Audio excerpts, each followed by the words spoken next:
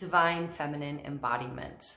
I have been wanting to make this video for quite some time because it's a topic and spiritual path that I've been fascinated by for years now, and I want to be part of the bigger conversation happening around the rise of the divine feminine and what it means to embody one's divine feminine nature. Over the last 15 to 20 years, I've undergone a deep transformation, one of healing and balancing, of maturity and growth.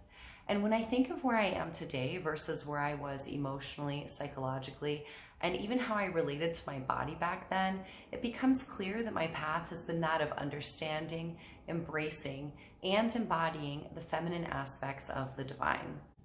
I had absolutely no mentorship in this area, and so I feel inspired to share some of my own journey, which shows what it looks like to be living out of balance with more masculine energy expressing, accompanied by a wounded feminine energy expressing. I'll explain what I mean by wounded feminine as opposed to the higher expression of the divine feminine, what that actually looks like, and what this rebalancing means for the collective. In 2006, a friend asked me what my life purpose was.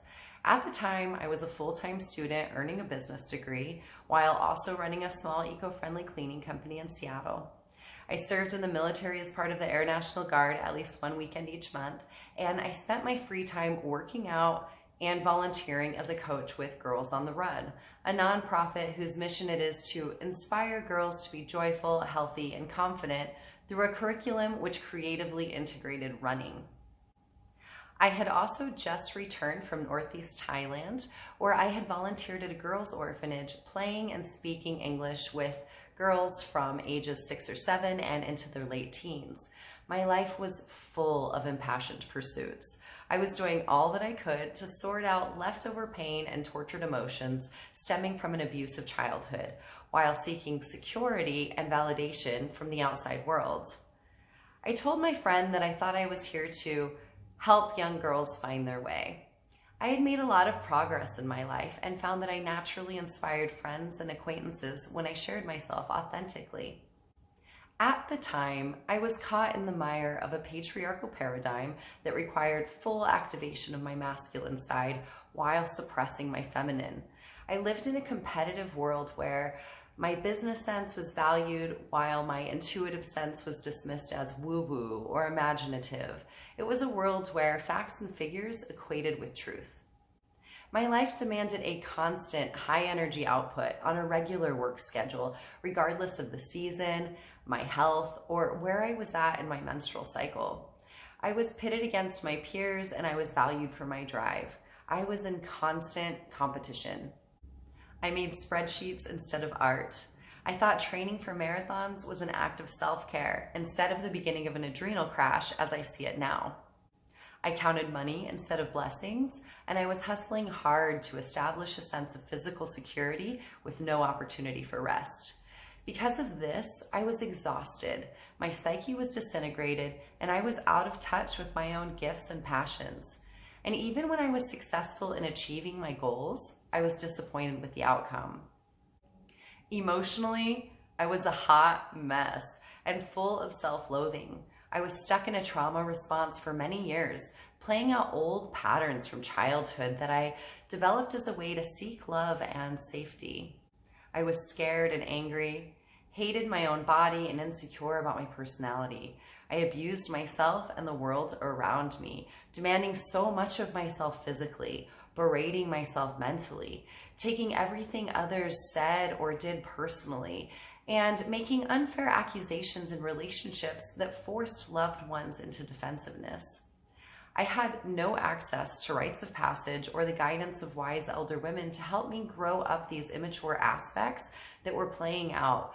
And so I lived in a dark and brooding storm until I found yoga and a variety of other spiritual practices that allowed me to cultivate a deeper self-awareness in my late 20s.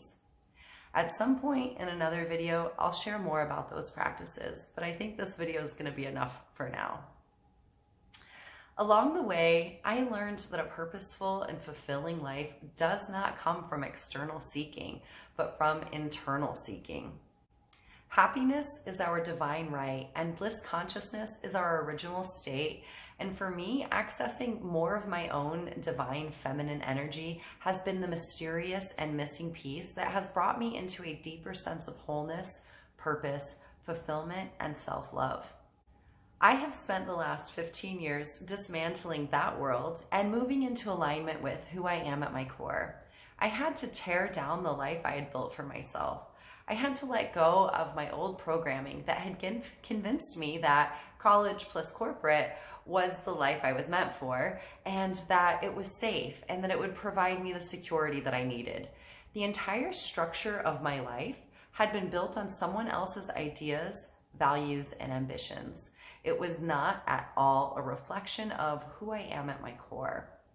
One by one, I was able to peel back these artificial layers that I had cocooned myself into. This didn't happen by accident, nor did it happen all at once. I have been cultivating it for as long as I have been doing the work to search my soul and release old programming, these misguided beliefs that kept me locked into a competitive mindset that led me to join the military, get a business degree, pursue a money and ego motivated career, date the wrong men, and so on and so forth. It took a lot of courage, but I left the National Guard against the wishes of my family as I would lose an 11-year investment into retirement. I dumped my corporate life despite my fears of being broke. I stopped searching for love outside of myself, for a partner who looked good on paper but wasn't soul aligned because I wasn't soul aligned. And I rebuilt my life from the inside out in alignment with who I actually am at my core. It's taken a lot of clearing to make space for more of my authentic spirit to emerge, and I'm still clearing that space. Divine alignment is not a destination, it's a practice for living. My current life is one that honors my cycles, allows me to rise with the sun and rest when I need to. I'm able to speak on meaningful topics that inspire me, such as this, and all aspects of body, mind, and spiritual wellness. I have a sweet family that I cherish and that I have time for. I'm artistically expressed through my essays, paintings, and poetry.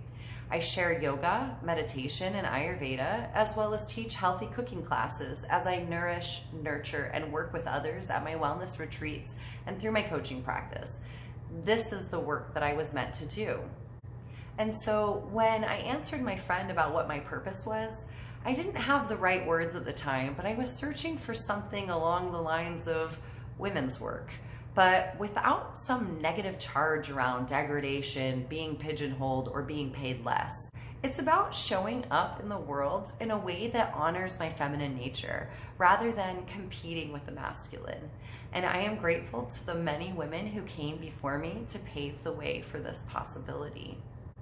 By no means am I broke or undervalued. Rather, I stand tall as a beacon to inspire women to come back to their own true nature, whatever that looks like for them, as we are all unique in our expressions. Some women express as more masculine, some men express as more feminine. It's all good and it's all welcome. As I look back, I'm able to see that my path has been typical within the rise of the divine feminine, which is the growing recognition of and respect for healthy feminine expression as an integral part of divine consciousness, which must be balanced for peace, love, and harmony to prevail on earth. This energy is rising within the collective conscious field and has been activating the hearts and minds of women everywhere, calling us to rebalance the masculine and feminine energies as they are manifesting in our own lives and among the larger collective of society. The rise of the divine feminine is also calling conscious men to look within and allow the softer way of moving through the world to rise up as they also honor and hold space for this rebalancing. This looks like a shift from control, domination, and greed to freedom of expression, cooperation, and nurturance. This looks like a far less violent culture, healthy families thriving with plenty of quality time together, celebration of and respect for nature, the seasons, and all natural cycles. This is about healthy emotional relating and communities where we are supported and celebrated for our natural gifts and talents, whatever those are. Now is the time. It's time for us to heal this rift, this past worship of masculine energies and degradation of feminine energies, which have been perceived as weak, ineffective, or less than for far too long. It's time we prioritize our own health, self-care, and personal expression. Unfortunately, we have been out of balance for a long time, long beyond our individual lifetimes thus far. We've embodied more masculine energy as has been encouraged and expected within our culture. And the feminine aspects that do express tend to be the shadow side, as it was for me for a long time because of an unconscious stifling of my true feminine nature along with a lack of mentorship. When a woman is in her wounded feminine rather than her divine feminine expression, she is not in her power. She feels unworthy and insecure, and so she is always seeking validation from those around her through perfectionism, people-pleasing, overdoing, and overachieving. She's striving, chasing and hustling, working hard to fit in, to be accepted, and to excel. She compares herself to others, worries about what they think, and constantly judges herself. She is reactive, accusatory, needy, and demanding that others make her feel a certain way because she hasn't healed the pain of abuse or neglect that she is still carrying around from childhood. And so we have these unresolved issues that are still running our lives, even though we're all grown up and out of the house. In order to move forward, we need to recognize and understand the pain of our inner child that is still lingering within, to love and accept the parts of ourselves that we have rejected or pushed aside. We need to nurture and reparent ourselves, to do the shadow work so that we can grow, mature, and step into the women we were meant to be. The woman who embodies her divine feminine essence, who is whole and self-sourced, who doesn't need anyone to make her feel better because she loves herself and knows how to protect herself, enforce boundaries, self-soothe, regulate her nervous system, and who has practices to ground and come back to center. She taps into the wellspring of love that exists inside of her own heart. She has self-control and takes full responsibility for herself and how she shows up in the world. She knows how to love, heal, and integrate these wounded parts of herself. She approves of herself. She accepts herself. She loves herself exactly as she is. She doesn't need external validation. She does the inner work, recognizes her own triggers and wounds so that she knows when old wounded patterns are playing out. There's no shame or rejection of these parts, and she is not afraid of them.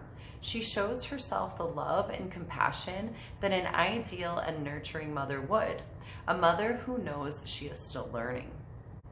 At its core, embodying divine feminine energy is about embracing all aspects of the feminine. It's about getting in touch with and honoring our intuition as a guiding force, cultivating compassion for ourselves and others, accepting others for who they are, not trying to change anyone, but learning to enforce boundaries wisely when necessary. We recognize and value our worth, allow ourselves to receive, living each moment with presence, trusting ourselves, trusting that life will unfold just as it should, no longer forcing. Connecting with nature's cycles, understanding that everything is connected, expressing authentically despite fear or criticism, accepting our humanity without needing perfection, allowing and feeling our emotions, reclaiming our voices, valuing relationships, embracing and cultivating creativity. By consciously accessing this inner wisdom, we reconnect with the deeper truth of who we are, the truth that empowers us and brings us into alignment with our highest expression. As we come more into this expression, we fall in love with ourselves and with this life. And I don't mean this in an egotistical or self-absorbed kind of way. I mean this with a deep reverence and appreciation for this life, for the blessing that it is. When we fall in love with ourselves as an expression of the divine, we become magnetic, which is truly feminine. We allow ourselves to be loved and to receive divine blessings. Many of us have experienced so much pain. I know that I had a lot of pain and trauma growing up. I hated many aspects of myself and I was so insecure. My heart was so broken that eventually I had a dark night of the soul and had no choice but to surrender.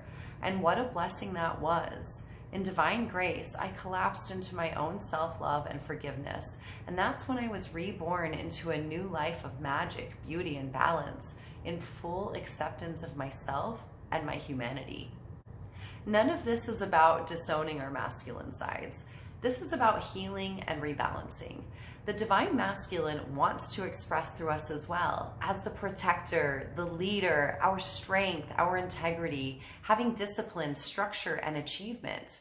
Balancing these traits with our feminine aspects keeps our masculine essence from manifesting as power over, domination, and control.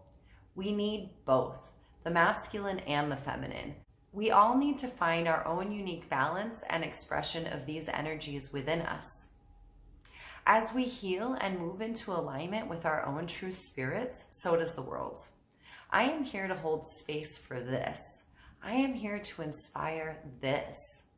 There are so many practices available to support you in this journey, and I will share those in a separate video as a follow-up to this when I am able.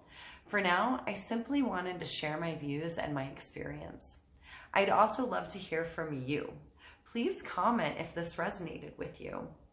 If you enjoyed this video, support a sister, give it a thumbs up, and hit that subscribe button.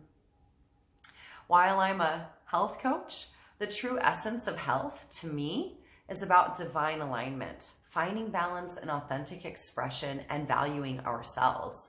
From there, holistic self-care practices that bring you into a healthier expression naturally follow. If you are interested in a free 30-minute consultation with me, I will include a link below to get in touch. I look forward to connecting with you all again soon. Namaste.